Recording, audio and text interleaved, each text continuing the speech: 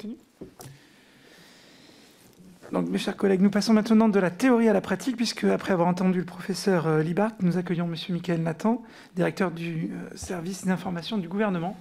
Bonjour. Bonjour. Monsieur le directeur, nous vous remercions d'avoir répondu à notre invitation. Vous êtes accompagné par Mesdames Julie Chiré-Canessan, directrice adjointe, et Axel Levalut, chef de cabinet, à qui je souhaite également la bienvenue. Vous avez pris vos fonctions en octobre 2018, et un peu plus d'un an après, le pays se trouvait plongé dans une grave crise inédite, où la question de la communication du gouvernement a pris une importance centrale dans un contexte d'urgence perpétuelle. Nous serons heureux donc de vous entendre sur la façon dont le SIG s'est organisé pour y faire face, sur quels outils il s'est appuyé et quels enseignements il tire de cette expérience. Plus généralement, nous voudrions recueillir votre appréciation sur la place de la communication institutionnelle dans les situations de crise grave, mais aussi sur les moyens d'affronter la désinformation, dont on sait qu'elle prend des proportions sans précédent et qu'elle est utilisée comme une arme par les puissances concurrentes ou hostiles.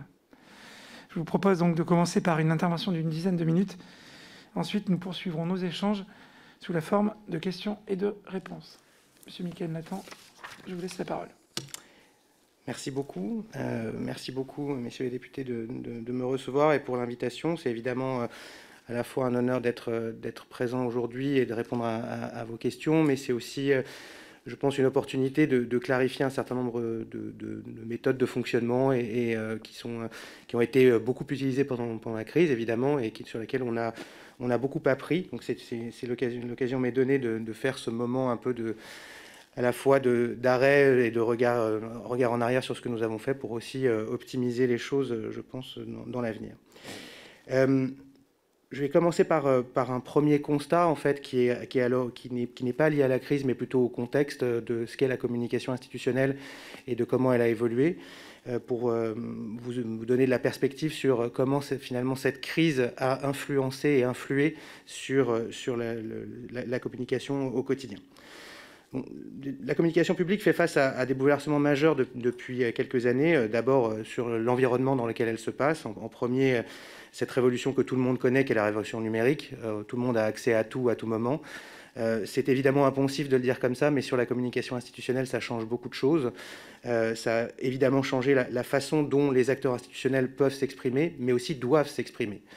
C'est le premier point. Le deuxième point, qui est un corollaire, où je ne sais pas qui est, c'est un peu comme l'œuf ou la poule, je ne sais pas qui est à l'origine de l'autre, mais il y a évidemment la révolution numérique, les réseaux sociaux, mais il y a aussi les chaînes d'information continue qui favorisent d'une certaine façon l'obsolescence programmée de l'information, le fait que tout passe extrêmement rapidement, mais tout se diffuse également extrêmement rapidement, cette volatilité croissante de l'information qui nous entoure.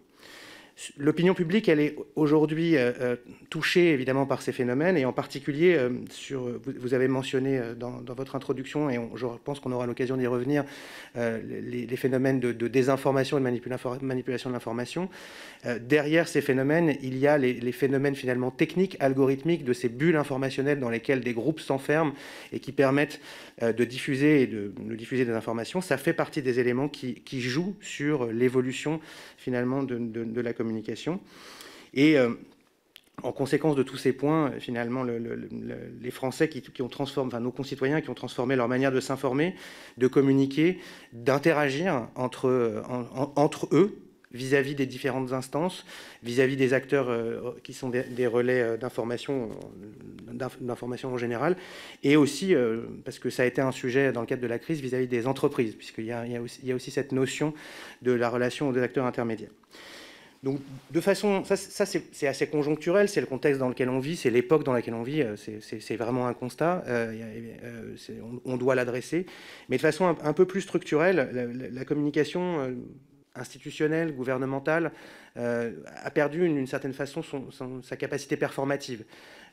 J'aime bien reprendre cette illustration, cet exemple. Je pense qu'il y a quelques années, une communication gouvernementale, je parle bien d'une communication gouvernementale institutionnelle, je ne parle pas forcément d'une communication politique, même si le constat peut valoir pour les deux. Cette communication institutionnelle était capable de toucher son audience. Aujourd'hui, notre constat de départ, c'est qu'elle a plus de chances de ne pas toucher son audience que de la toucher. Et donc, ça nous oblige, d'une certaine façon, à être plus performants, plus inventifs, plus innovants, à réinventer nos modalités de fonctionnement. Et par ailleurs, et ça c'est plutôt un enseignement, parce que vous avez mentionné tout à l'heure le fait qu'on avait vécu une crise sans précédent à travers la crise du Covid. Il se trouve qu'avant cette crise, nous avons vécu une autre crise assez importante qui était celle des Gilets jaunes et ensuite les modalités qui ont été mises en œuvre dans le cadre du grand débat, dans le cadre du grand débat national. Le grand débat national nous a démontré, en particulier à travers les enseignements et les retours qu'on avait pu capter, cette difficulté dans la perception de nos concitoyens de ce que l'État fait pour eux, de cette action finalement de l'environnement institutionnel, et également du continuum entre la décision politique, ce qui est finalement ce qu'il leur est proposé, un moment qui fait que nos concitoyens vont voter, et la mise en œuvre, non pas par le politique, mais par l'État, des actions associées. Et ce continuum, il était probablement, je pense qu'il était plus clair à une certaine époque, il est moins clair depuis quelques années, et la crise des Gilets jaunes l'a particulièrement mis en avant. Et donc, ça confirme, si besoin était, la nécessité de réinventer ces modalités de communication institutionnelle et gouvernementale. Donc, j'ai été nommé, vous l'avez rappelé, il y a à peu près 3 ans, 3 ans pile même, en octobre 2018, avec un mandat qui était de travailler à la transformation, à la rénovation, à la modernisation de la communication gouvernementale, en particulier pour garantir une meilleure information pour les citoyens et une organisation plus efficace de cette communication gouvernementale au niveau de l'État. Alors ça, c'est pour le contexte, et on aura l'occasion, je pense, de revenir un petit peu sur l'organisation du SIG, ce que nous y faisons à travers les questions. Dans le cadre du contexte de crise, en fait, c'est un peu un contexte de crise permanente. C'est à la fois singulier, c'est conjoncturel, c'est vrai qu'on a enchaîné des crises, mais c'est aussi l'époque qui veut ça, puisque tout devient crise. Et de par les éléments que je vous ai mentionnés sur cet environnement médiatique, ces réseaux sociaux extrêmement prégnants, et cette circulation de l'information totalement débridée. De fait, ce contexte de crise permanente a accélérer la nécessité et les enjeux qu'il y avait derrière la transformation. Si c'était peut-être une volonté, c'est devenu une nécessité de se transformer, de réinventer la communication gouvernementale, en particulier pour répondre aux nouvelles exigences et à cette nécessité de délai toujours contraint. On a cet enjeu finalement d'être en notre capacité d'adresser le besoin. C'est toujours le cas en communication de crise, mais c'est d'autant plus le cas depuis quelques années, dans des délais extrêmement contraints. Il faut réagir à l'instant présent. C'est évidemment une ligne de crête que de dire ça, mais j'ai tendance à penser, a posteriori, et en post-rationalisant probablement pas mal, que cette situation de crise nous a aidés à accélérer la transformation et nous a probablement aidé à repositionner une communication gouvernementale et institutionnelle au centre de l'échiquier, on va dire institutionnel interministériel, et de faire de cette communication gouvernementale qui repose sur une coordination interministérielle un élément clé, un levier clé de l'action de communication. Au cours de, on y reviendra, mais au cours de la crise Covid, on a à la fois dû adresser des sujets très divers et à la fois dû maintenir une attention permanente sur un sujet pendant très longtemps. Et c'est ça, je pense que c'est ça qui est le plus singulier en termes de notre communication et de notre action, c'est que dans le cadre d'une crise, en général, ça dure quelques jours. On est monothématique pendant quelques jours, c'est normal, on fait de la gestion de crise. Là, on a été monothématique pendant presque de 18 à 24 mois, ce qui est absolument extraordinaire, et c'est ce qui rendra, je pense, les enseignements très utiles, parce que ce qu'on a appris dans ce cadre-là, je pense qu'on pouvait l'anticiper, mais on ne pouvait pas l'anticiper complètement, et donc il y a beaucoup d'enseignements à tirer en termes de structure et d'action. Voilà ce que je voulais vous dire en propos d'introduction. Et puis, évidemment, on va rentrer dans le détail avec les différentes questions, en particulier, je pense, sur l'organisation et ce que nous avons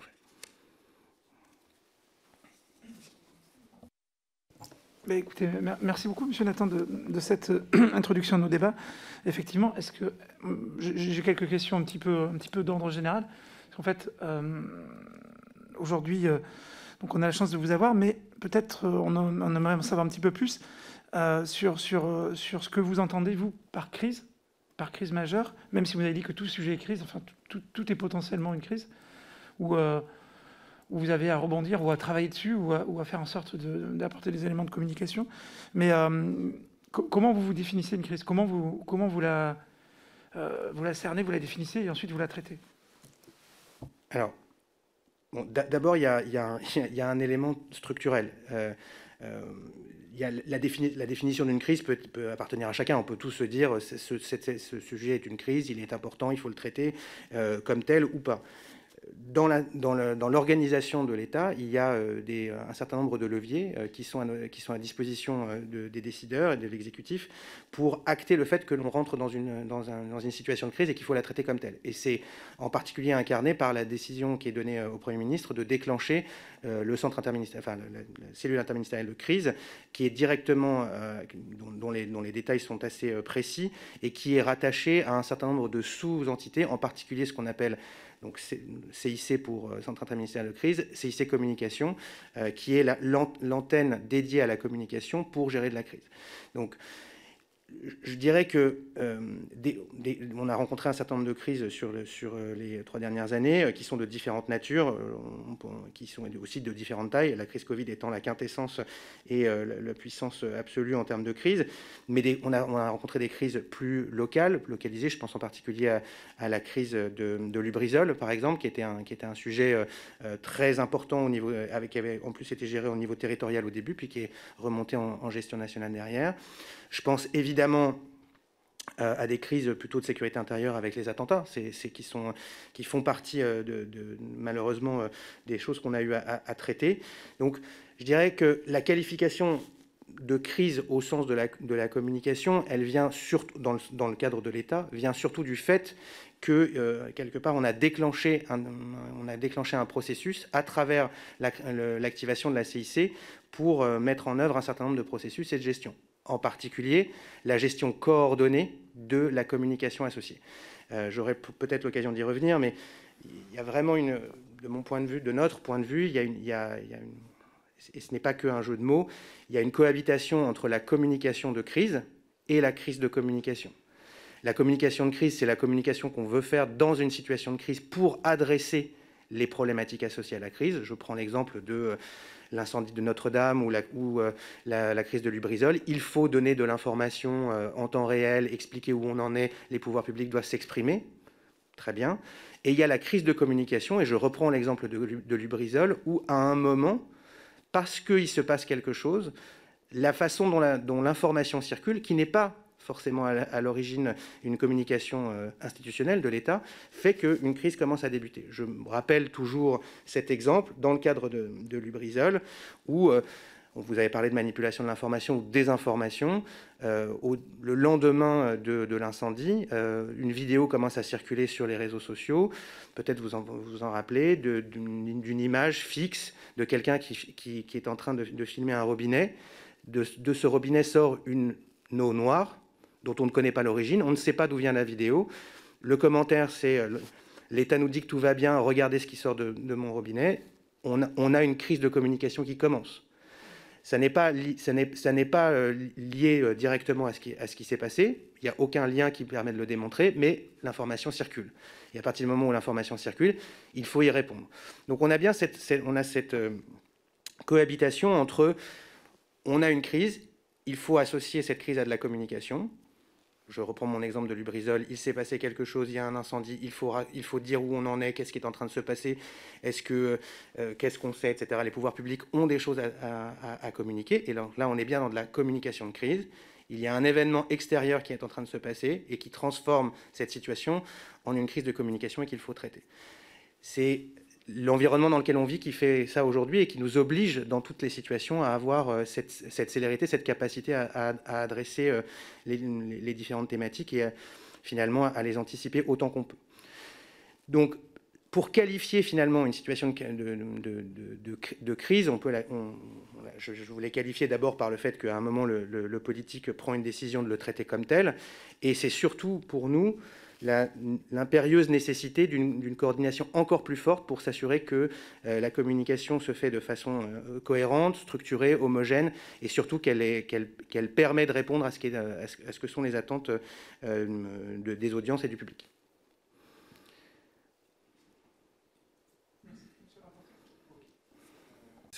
Merci, Monsieur le Président. Merci, Monsieur le Directeur. Alors, avant d'en venir plus particulièrement au fonctionnement en cas de crise, une première question concernant le SIG d'une manière générale. J'ai bien noté que vous étiez rattaché auprès du Premier ministre.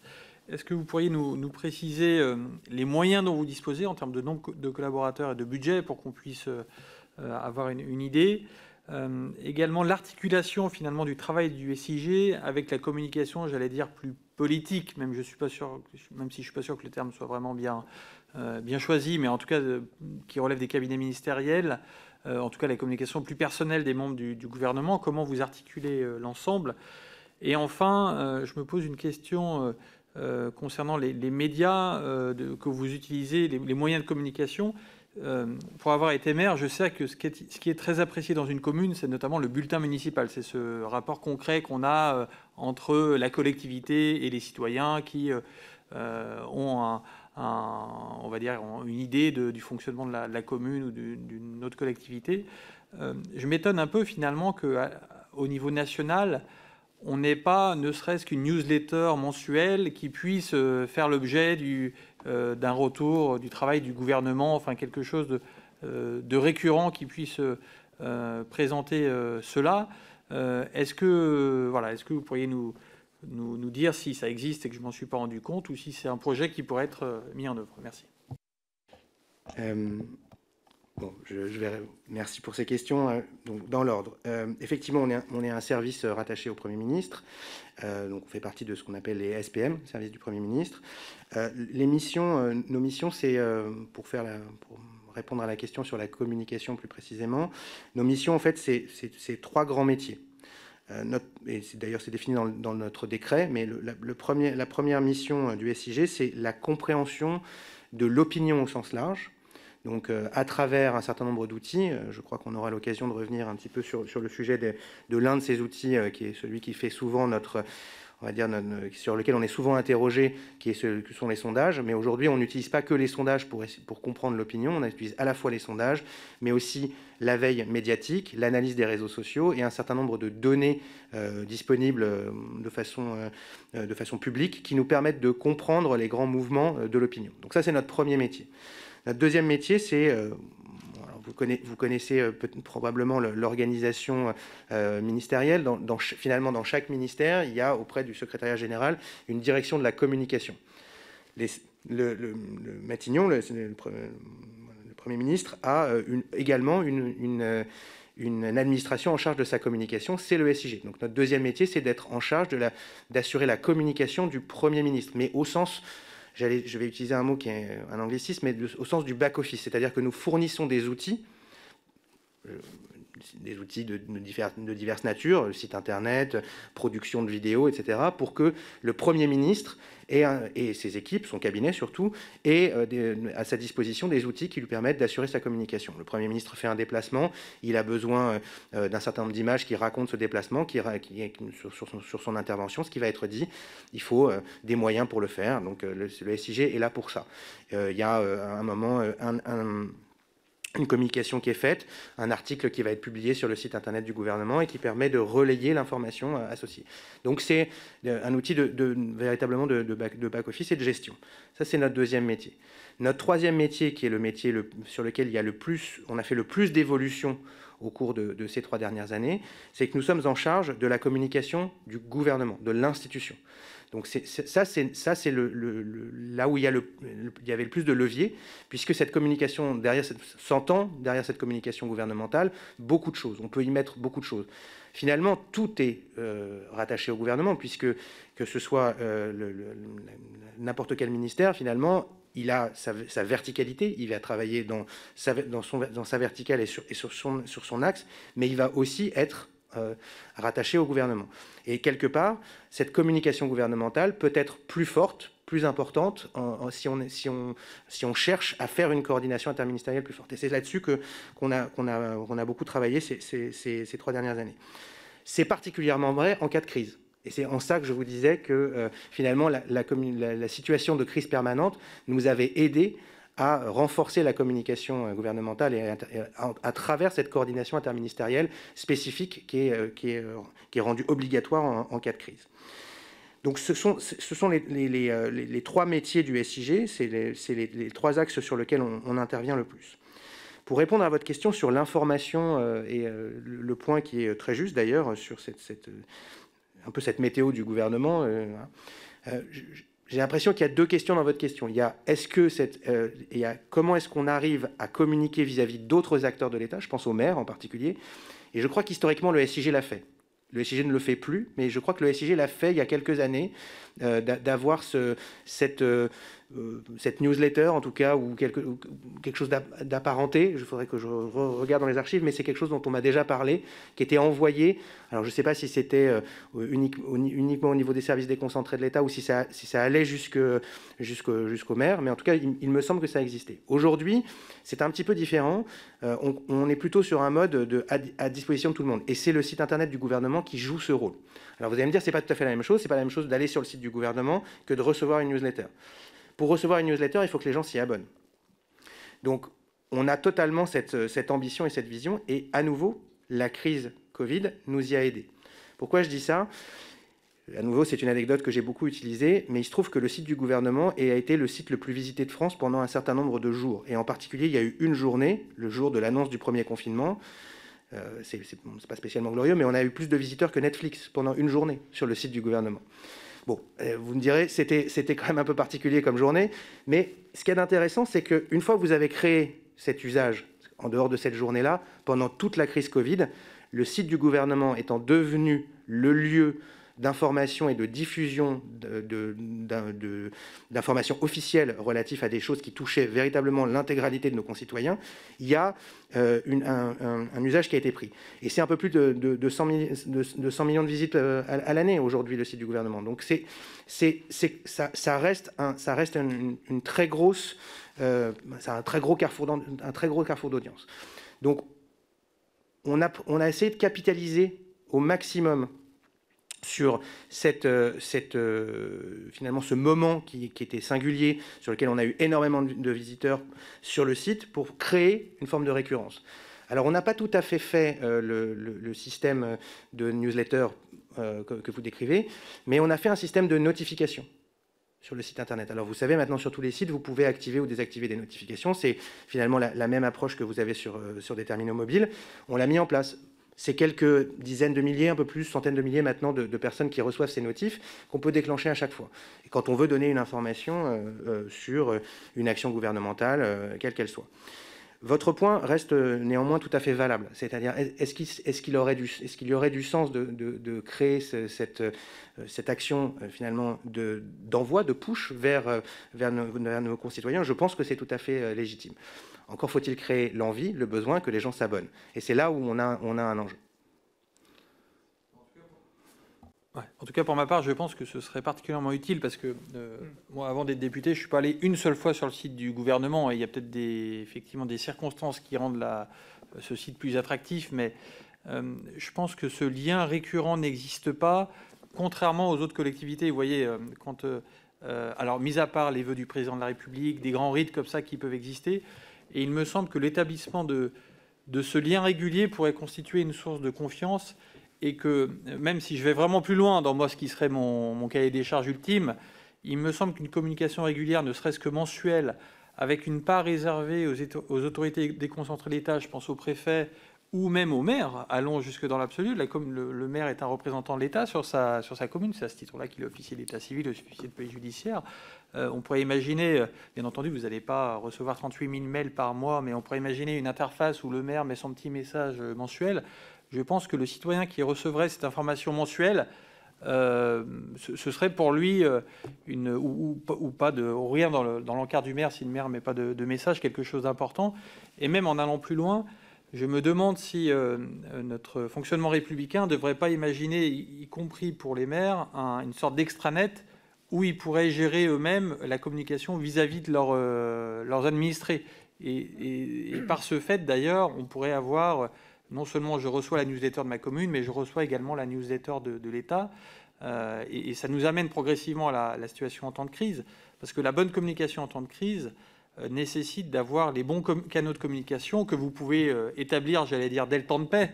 C'est-à-dire que, moi, pour vous donner un exemple très modeste, dans ma commune, j'étais en mesure de communiquer efficacement, commune de montagne, en cas d'intempéries, en cas de neige, en disant l'école est fermée aujourd'hui, parce qu'on avait une communication régulière qui faisait qu'on avait les mails, les SMS, et donc j'étais en mesure d'envoyer le SMS à 7 h du matin, l'école est fermée aujourd'hui, ça ne sert à rien de venir. Et il me semble que, vu de l'État, ça serait pareil. Et que toute communication de crise qui se fonde que sur la crise type SAIP est vouée à l'échec, parce que par définition, on n'a pas d'intérêt en dehors de la crise. D'ailleurs, peut-être que vous pourrez nous parler de SAIP, je ne sais pas si vous avez travaillé dessus. En tout cas, il me semble que ce lien qui pourrait être mis en place pourrait non seulement être une source de confiance, mais être un lien activable également, ce push d'informations, y compris en temps de crise. Alors, je ne sais pas d'ailleurs si vous voulez réagir là-dessus. Sur le SAIP, je ne sais pas si ça date de bien avant vous. Je ne sais pas si vous avez un retour d'expérience sur cette application également. Alors, je vais juste réagir une seconde sur votre point. D'abord, je suis d'accord avec le constat, je suis d'accord avec l'analyse, et je pense que c'est notre enjeu. Notre enjeu, c'est que la communication institutionnelle, en général, et en particulier en temps de crise, finalement s'appuie sur les mêmes fondamentaux, la même qualité d'expérience que pour n'importe quelle activité. Il n'est pas envisageable que, sous prétexte qu'on ait une communication institutionnelle, elle soit de moins bonne qualité, qu'elle soit moins moderne que quand vous allez faire du e-commerce, acheter quelque chose, etc. En gros, ce que je veux dire par là, c'est que nous tous, nous sommes habitués à un certain niveau qualitatif d'interaction et d'expérience. Et ces habitudes proviennent de ce que nous faisons au quotidien. Donc il n'est pas envisageable que quand on a une relation État-citoyen qui s'établit, en particulier sur l'environnement numérique, on soit sur un modèle dégradé. Donc évidemment, je suis absolument d'accord avec ce que vous dites. Ça veut dire à la fois réfléchir sur les canaux, donc les modalités d'interaction. Donc ça, c'est le sujet de comment est-ce qu'on fait en sorte que les gens soient abonnés, puisqu'évidemment, on a quand même des règles assez strictes de RGPD. Il faut que les gens aient accepté d'être abonnés. Ils ne vont pas recevoir comme ça une information du gouvernement. On nous en voudrait beaucoup, et je pense qu'on aurait un certain nombre de discussions si c'était le cas. Donc ça nécessite d'établir ces canaux, et puis ça nécessite aussi de réfléchir à l'alimentation au quotidien de ces canaux. Donc c'est une problématique de contenant et de contenu. Sur le contenu, pour aller dans votre sens de ce que vous dites, il y a des travaux qui sont... D'abord, il y a des choses qui existent. Typiquement, l'alimentation des services déconcentrés de l'État, c'est quelque chose que le SIG fait en crise et hors crise, de façon régulière. Donc, on alimente l'ensemble des préfectures avec un certain nombre d'informations toutes les semaines. Toutes les semaines, on passe de l'information aux préfectures sur l'action gouvernementale pour qu'ils puissent la relayer.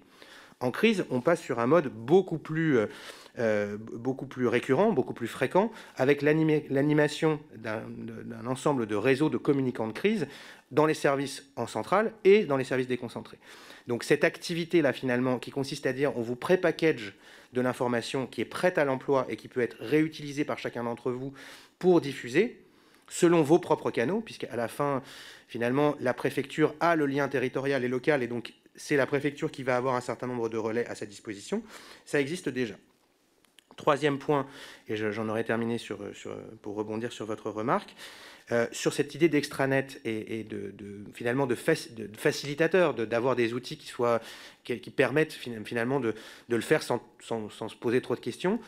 Il y a un projet en cours avec le ministère de l'Intérieur sur ce qu'on appelle les sites IDE qui concerne plutôt les sites de préfecture. C'est exactement ce que vous avez décrit, c'est-à-dire des sites qui puissent être facilement mis à jour, qui sont pré-packagés. Donc ça existe déjà, mais c'est un système qui est plutôt qui date un peu maintenant et qui doit être rénové, sur lequel le SIG, avec le ministère de l'Intérieur, d'ailleurs, va travailler dès l'année prochaine. C'est un projet qui a été lancé. Donc ça, c'est le premier sujet. En revanche, et c'est là où j'ai bien pris votre remarque, ça n'existe pas pour les maires. Donc ça, je pense, je sais pas dans quelle mesure c'est quelque chose qu'on pourrait réfléchir dans l'extension de ce projet pour les préfectures. Voilà pour répondre, pour rebondir sur votre point et une fois de plus, je redis, l'analyse me semble juste. Sur alors, je ne suis pas sûr de savoir exactement à quoi vous faites référence. C'est le téléphone crise? Oui, c'est ça. Alors, effectivement, c'est un sujet sur lequel on a été... alors, on a été impliqué plutôt sur la partie mobilisation du prestataire et sélection du prestataire. Après, le système existe, il est en place. Je ne sais pas exactement ce sur quoi vous vouliez qu'on revienne. Le SIG y a participé à nouveau dans le cadre de son rôle interministériel en gestion de crise et en particulier pour passer les marchés relatifs à la gestion de cette activité. Mais sinon, je n'ai pas tellement d'autres commentaires à faire. Ce que je voulais souligner, c'est que je pense qu'un outil dédié à la gestion, à la communication en cas de crise ne marche pas, et je pense que SAIP est l'exemple de ça.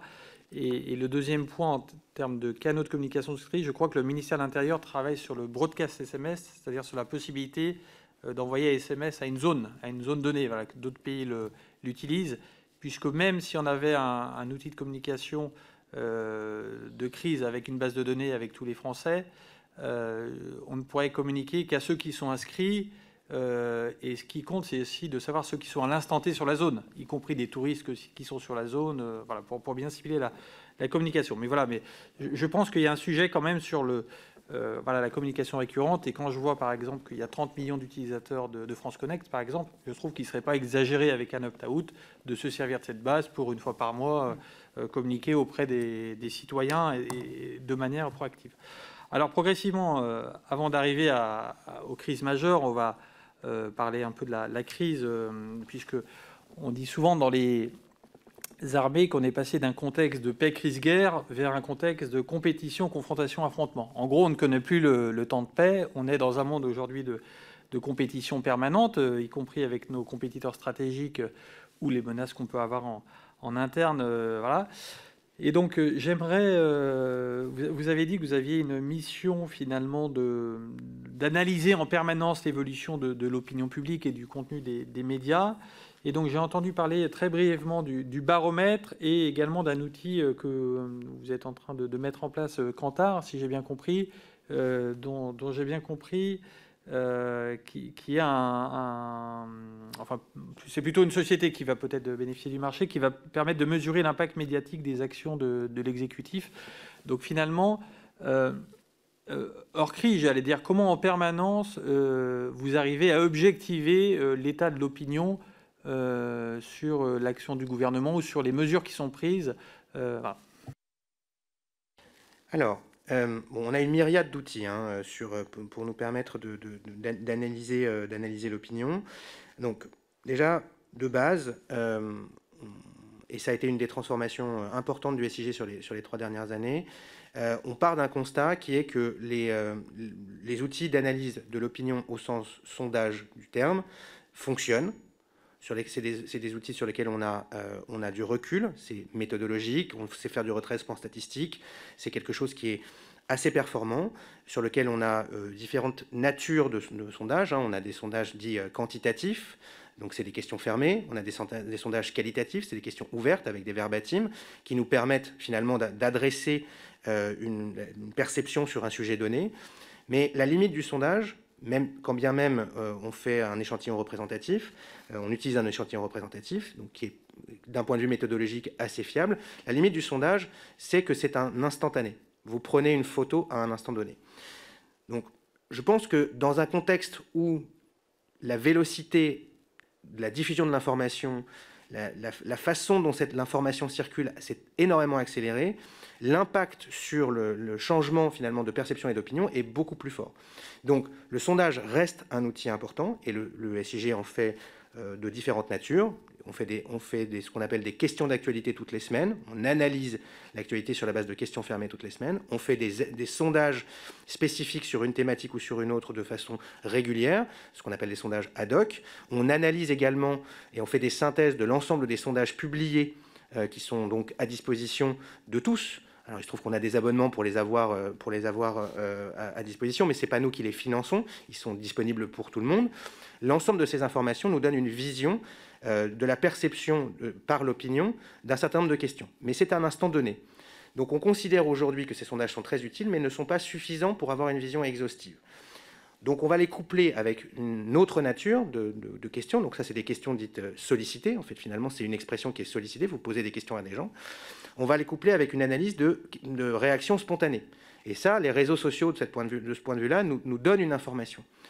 Alors, contrairement aux sondages, les réseaux sociaux ne sont pas représentatifs de l'opinion, pour deux raisons. D'abord, tout le monde n'est pas sur les réseaux sociaux, même s'il y a beaucoup de gens. Mais si tout le monde n'est pas sur les réseaux sociaux, il y a encore moins de monde sur les réseaux sociaux qui s'exprime sur les réseaux sociaux. Donc il faut bien se garder de considérer que ce qui est dit sur les réseaux sociaux est une valeur absolue de représentation de l'opinion.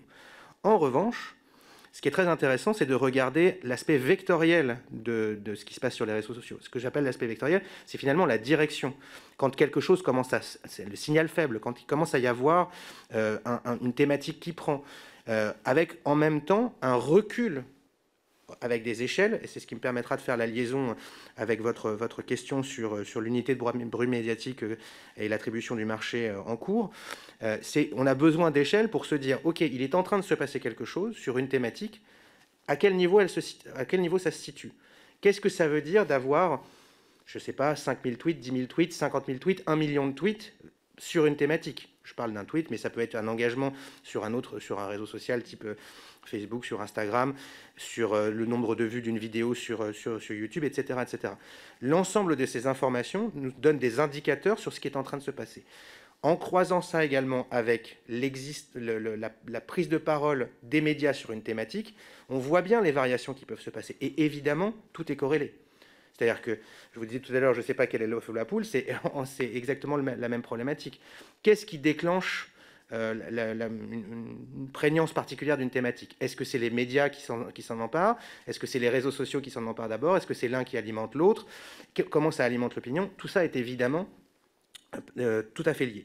Donc ce que l'on cherche à faire, et c'est ce qu'on a cherché à faire beaucoup ces 3 dernières années au sein du SIG, c'est à avoir une vision la plus holistique possible de ces données pour construire non pas une analyse absolue, puisqu'on se garderait bien de pouvoir dire ça, mais de pouvoir faire une analyse complète de la tendance pour pouvoir fournir à nos autorités de tutelle, en l'occurrence Matignon et le porte-parole du gouvernement, une vision de l'état de l'opinion sur des thématiques.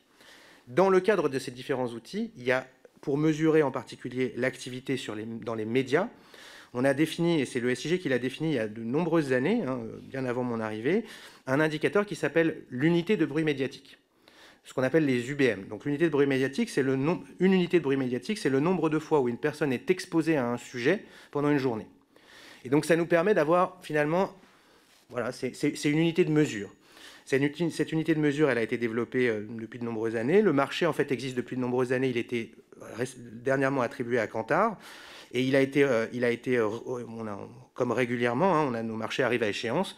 Et donc, on les réouvre pour une réattribution. Donc, je pense que c'est à ça que vous faisiez allusion. Nos marchés sont régulièrement scrutés et régulièrement commentés dans la sphère médiatique. Donc, probablement, vous avez dû le voir passer.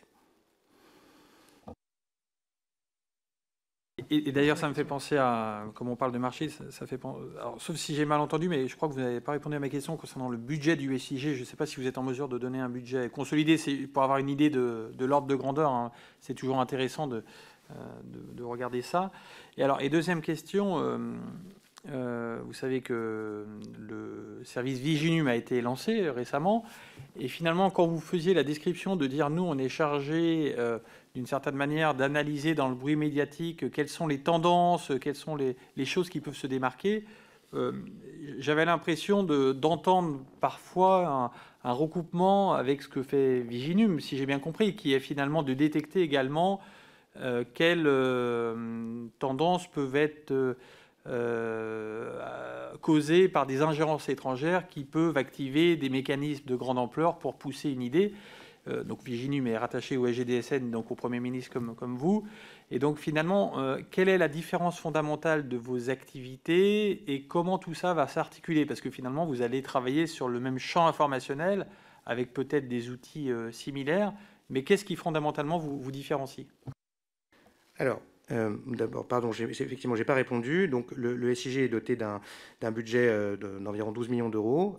C'est une échelle, précisément, on pourra vous repréciser le chiffre exact, mais c'est environ 12 millions d'euros. C'est un budget qui passe au PLF, donc c'est relativement, on va dire, c'est évidemment complètement public. Voilà, pour vous donner une échelle de ce dont on parle. Pour répondre à votre question sur Viginum, alors d'abord, le SIG a participé à aux travaux préliminaires à la création de Viginum. C'est une instance, il y avait un comité interministériel qui s'appelait le CLMI, pour Comité de lutte contre la manipulation de l'information, qui était organisé par le SGDSN et dans lequel divers finalement acteurs ont été impliqués en interministériel, d'abord des différents ministères, mais et bien sûr le SIG. Nous avons été particulièrement impliqués dans les réflexions, dans les analyses et aussi dans les actions, en particulier avant que Viginum ne soit créé, pour commencer à avoir on va dire une première qualification des enjeux, de la problématique. Et donc on a été un acteur contributif dans finalement les phases hantées de la création du SCN. Maintenant que le SCN est créé, notre enjeu, c'est à la fois, et votre point est très juste, c'est pas de dupliquer, d'abord la rationalisation et la mutualisation des outils. Donc typiquement, les marchés qui ont été passés par le SIG, et je pense qu'on avait eu un certain nombre d'articles de presse sur le sujet qui avaient mentionné la réattribution des outils et des marchés pour pouvoir faire de la veille et de l'écoute sur les réseaux sociaux. L'ensemble de ces marchés qui ont été passés sont interministériels. Donc, de fait, Viginum peut les utiliser. Ils peuvent les actionner dans le cadre des activités qu'ils vont mener. Un exemple très concret, on a un marché avec une société qui fait l'exploitation des données Twitter. Ces données Twitter, les données Twitter, elles sont publiques, mais c'est des données de grande dimension, on ne peut pas les manipuler comme ça, il faut un outil pour les exploiter. Voilà, c'est une société française qui a ce marché, qui s'appelle VisiBrain, je prends cet exemple, mais on en a d'autres, et qui, de fait, est à disposition, le marché est à disposition de Viginum s'il souhaite l'utiliser. Sur le périmètre, nous, on a un périmètre d'analyse plutôt centré, enfin notre prisme, c'est l'actualité.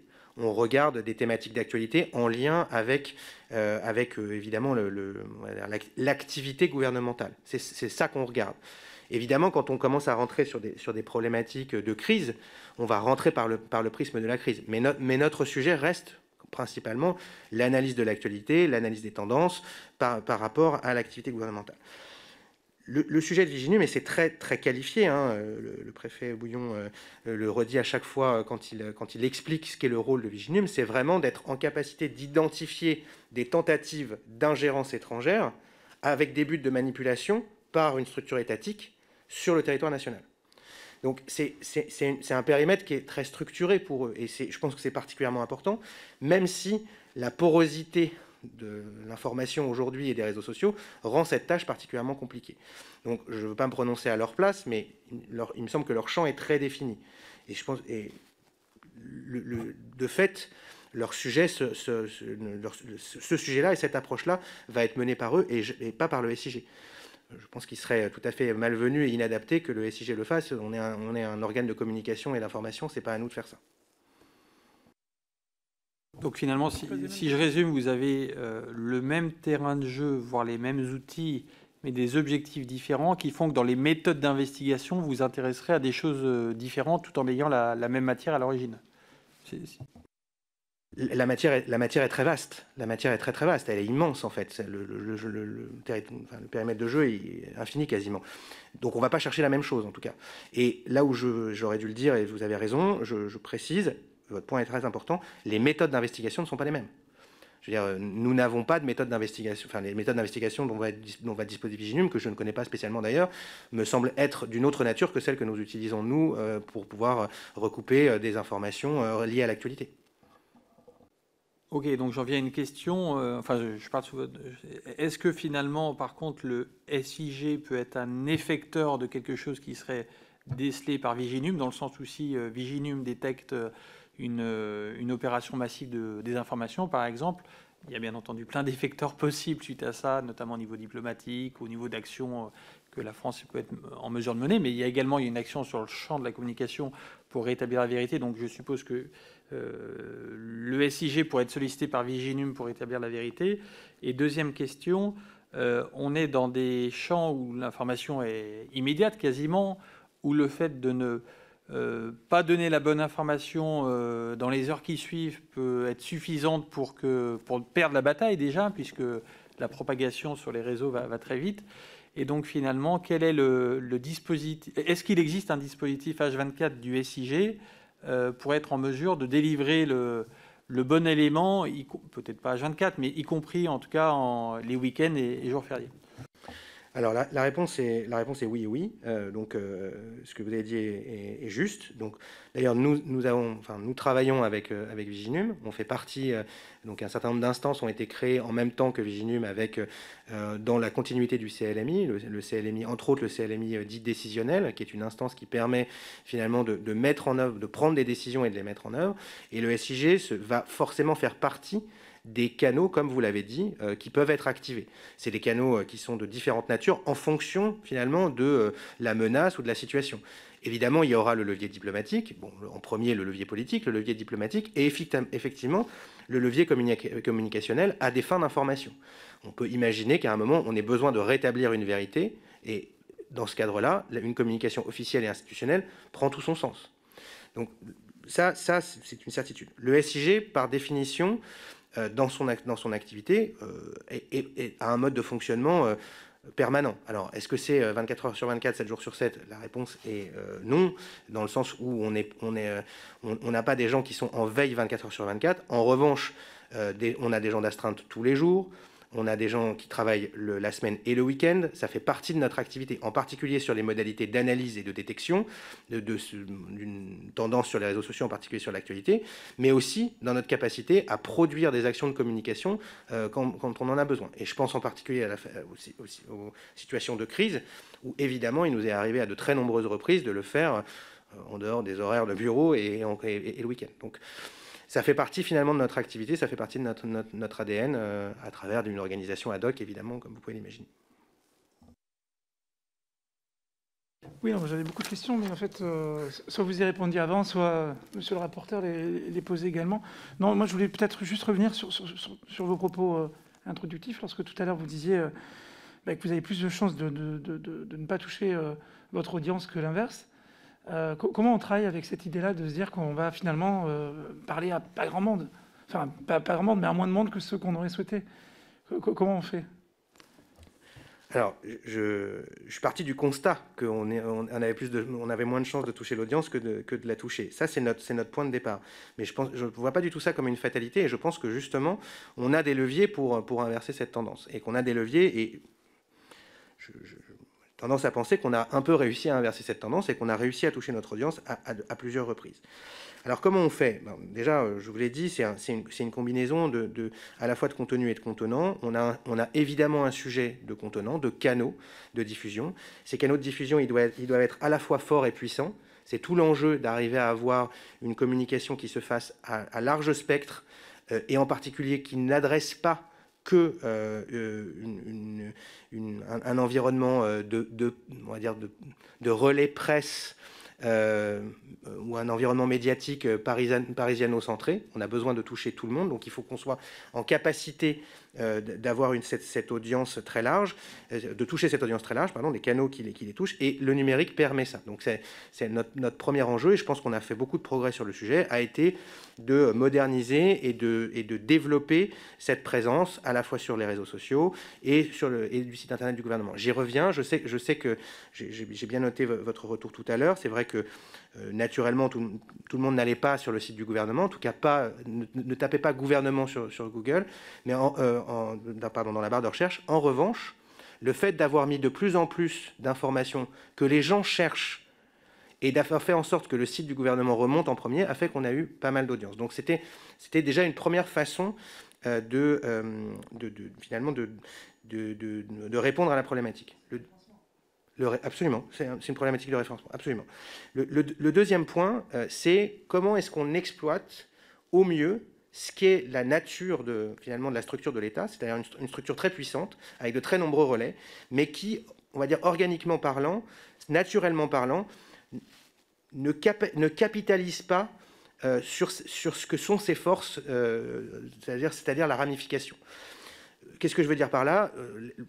Finalement, les ministères ont tendance à communiquer chacun sur leur verticale à un moment dédié, et donc potentiellement, on est très nombreux, donc c'est une force, mais ça va devenir une faiblesse au niveau de la perception de l'audience, parce que tout le monde parle en même temps. Donc notre structure et la structure de nos institutions, c'est une structure très puissante en termes de points de contact et de relais, mais si on n'y prend pas garde, elle a tendance à se diluer. Donc le sujet de la coordination interministérielle pour maximiser l'impact de l'action gouvernementale, c'est un vrai levier, et ça change vraiment la donne. Et c'est là-dessus que la crise nous a aidés. La crise nous a aidés parce qu'elle nous a permis justement de massifier cette approche.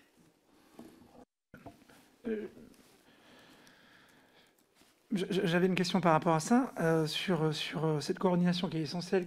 Mais comment vous mesurez aujourd'hui qu'il y a plus d'efficacité dans votre façon de communiquer?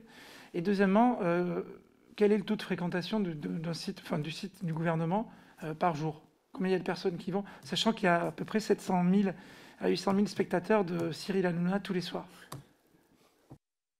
Si vous me demandez d'être en compétition avec Cyril Hanouna, j'ai encore des progrès à faire, ça c'est une certitude. Mais c'est un très bon point. Alors,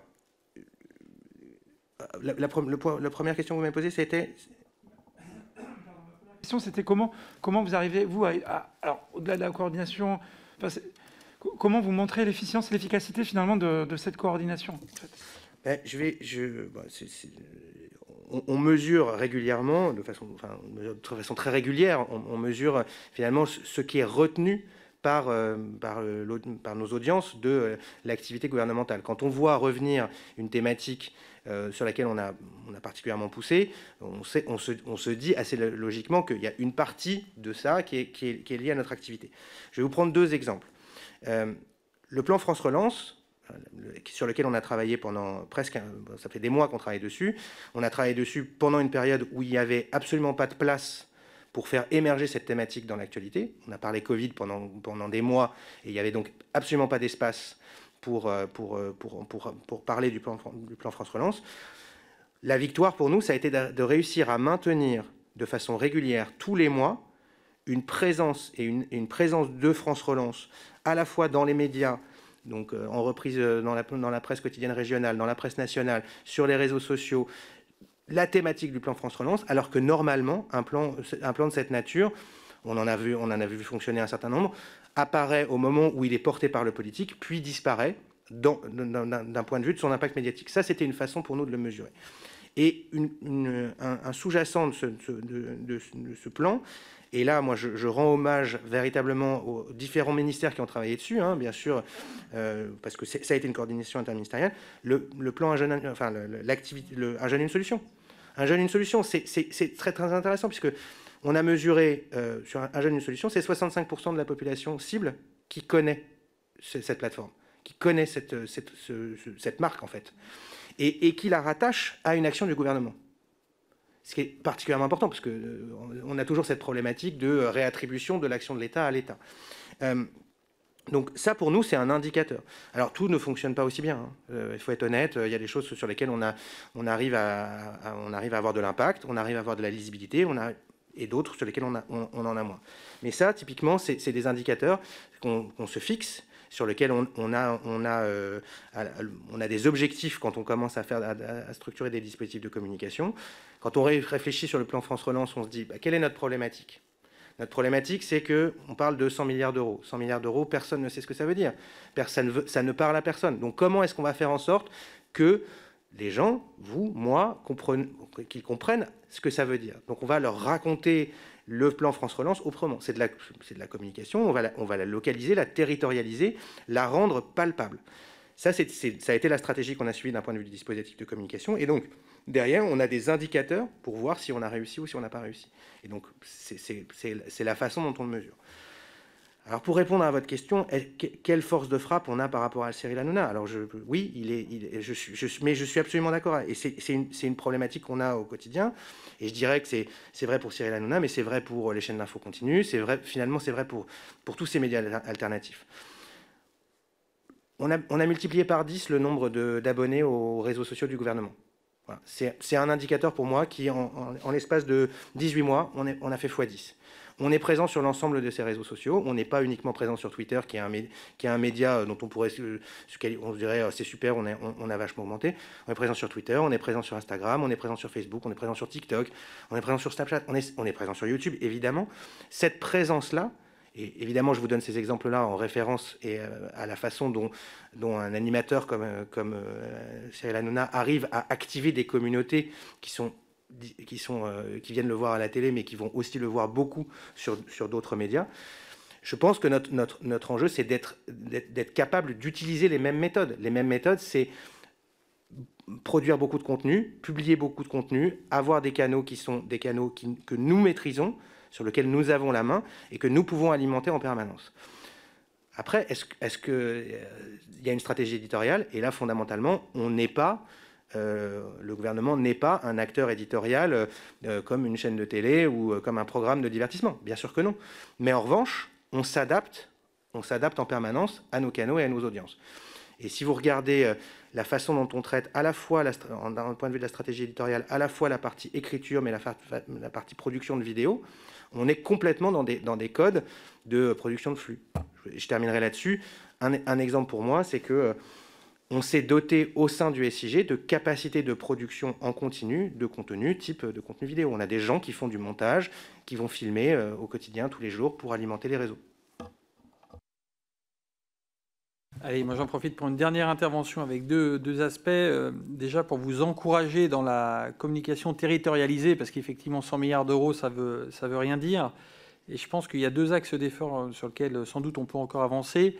C'est la mise en place de contenu territorialisé. Une simple liste pour le plan de relance où j'aurais eu le nom du projet, le thème, le montant, la commune, de manière consolidée, ça aurait été intéressant. En tant que parlementaire, pour vous donner un retour d'expérience, on a dû aller chercher un peu à droite à gauche pour essayer de consolider cette liste en fonction, j'allais dire, des tuyaux d'orgue, on va dire, qui tombaient dans les territoires. Et on a eu beaucoup de mal, ne serait-ce qu'à accéder à cette matière-là pour la valoriser derrière.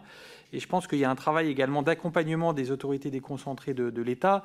Aujourd'hui, ce qu'on constate sur les territoires, et je l'ai dit publiquement, c'est que les collectivités territoriales sont devenues expertes dans la valorisation, on va dire, de l'aide qu'elles apportent aux communes, notamment les départements, les régions. Il y a des logos de partout, des panneaux. À chaque fois qu'il y a 1 euro qui est donné, il y a une convention qui exprime tout ce qu'il faut faire. Des fois un peu à outrance, et des fois quand on regarde la manière dont sont aidés les projets, on se rend compte que l'État parfois est la personne morale qui aide le plus, et son appui n'est pas toujours mis en valeur. Et donc je pense qu'il y a un gros travail d'accompagnement des autorités déconcentrées de l'État, je pense notamment des préfectures, pour mettre en valeur l'aide importante qui est apportée par l'État. Il y a eu des progrès de fait en la matière, mais je pense qu'on peut aller encore potentiellement un peu plus loin. Bon, moi, au-delà de votre réaction éventuellement là-dessus, je souhaitais aborder le dernier sujet qui est la communication en cas de crise grave, puisque c'est vraiment ce qui nous intéresse dans le cadre de cette mission d'information. C'est la résilience de la nation, et la bonne communication est un élément important de retour, on va dire, à la normale. Et donc, si on a parlé plus ou moins de la crise permanente, en tout cas des crises qui peuvent s'étaler sur la durée, comment finalement vous appréhendez une crise de nature encore plus grave qui pourrait arriver? Imaginons la crue centenale de la Seine, une centrale nucléaire qui pourrait exploser, ou quelque chose qui pourrait poser un dommage extrêmement grand. Comment vous anticipez cela? Comment vous travaillez en lien avec la CIC Beauvau, qui a peut-être une stratégie de communication propre? Et puis, qui se soucie des canaux de communication en cas de crise grave, où on ne peut pas s'assurer le bon fonctionnement des réseaux télécoms, voire du réseau électrique? Est-ce que c'est un sujet que vous anticipez, ou est-ce que c'est le ministère de l'Intérieur qui doit anticiper ces scénarios les plus graves? Merci. Alors, je vais essayer d'être très court, mais je ne résiste pas, puisque sur votre point, sur l'action de l'État et la perception de l'action de l'État, Alors, on a fait un très gros travail dont moi je considère qu'il est un de nos plus beaux succès, qui est le travail de la marque de l'État. On était parti du constat à la sortie du grand débat national qui était que nos concitoyens ne comprenaient pas ce que l'État faisait pour eux individuellement. Et la première problématique qu'on avait, c'est qu'ils n'ont pas de visibilité sur là où l'État agit. Et donc on est parti de cette idée de dire que partout où l'État est, l'État se voit. Et donc vous avez parlé de cette problématique de logo, de charte, etc. L'Europe fait ça très bien d'ailleurs, hein. Il n'y a pas un seul financement de l'Europe qui n'est pas conditionné à ce que vous mettiez un logo de l'Europe derrière. À un moment, on s'est dit, il n'y a pas de raison que l'État ne fasse pas la même chose.